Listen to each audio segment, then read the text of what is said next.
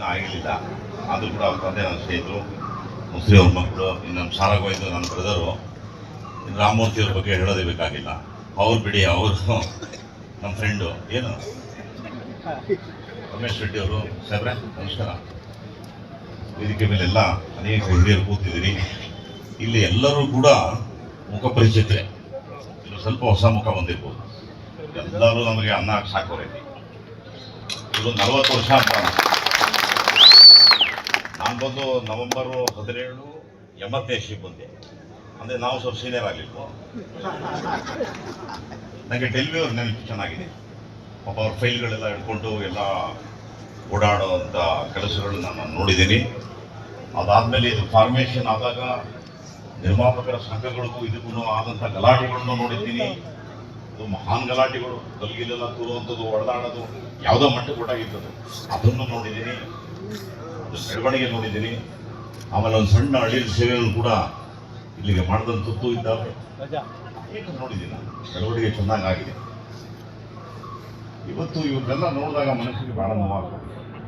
ಸಾರಾಗೋದ್ದೆ ಅವ್ರಿಗೆ ಗೊತ್ತು ನಾವು ಬೆಳೆದಂಥ ದಿನಗಳು ಎಷ್ಟು ಅದ್ಭುತವಾಗಿತ್ತು ಅಂದರೆ, 2 ತಿಂಗಳು ಕತೆ ಮಾಡ್ತಿದ್ವಿ. ಕತೆ ಸಾಧಕ ಬಾಧಕ ಸರಿ ಇದೆಯೋ ಇಲ್ವೋ ನೋಡಿ ತಿರುಗುತ್ತಾ ಇದ್ವಿ. ಅದಾದ ಮೇಲೆ ಕಲಾವಿದರನ್ನ ಬುಕ್ ಮಾಡ್ತಾ ಇದ್ವಿ. ಏನು ಸರ್, ಆಲ್ಟರ್ನೇಟ್ ABC, ಇವ್ರು ಬಿಟ್ಟರೆ ಇವ್ರು ಬಿಟ್ಟರೆ.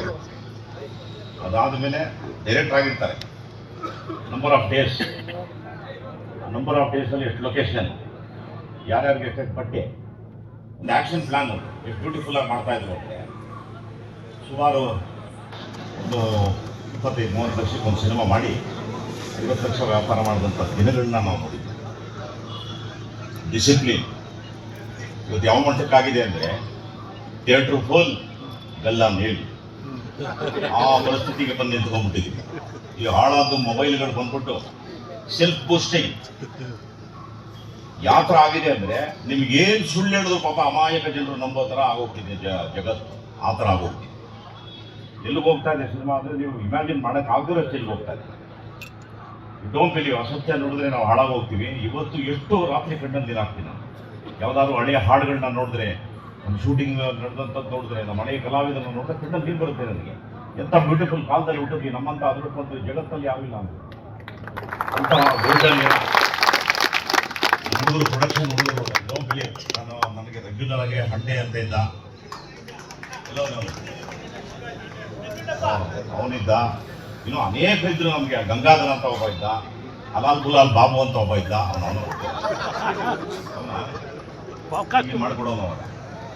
ಹೀಗೆ ನಮ್ಮದೇ ಆದಂಥ ಒಂದು ಸೆಟಪ್ನ ಮಾಡ್ಕೊಂಡಿದ್ವಿ. ನಮ್ಮ ಸಿನಿಮಾ ನಾನು 29 ಪಿಕ್ಚರ್ ಪ್ರೊಡ್ಯೂಸ್ ಮಾಡಿದೆ. ಇವ್ರು ರವಿ ನಮ್ಮ ಮ್ಯಾನೇಜರು.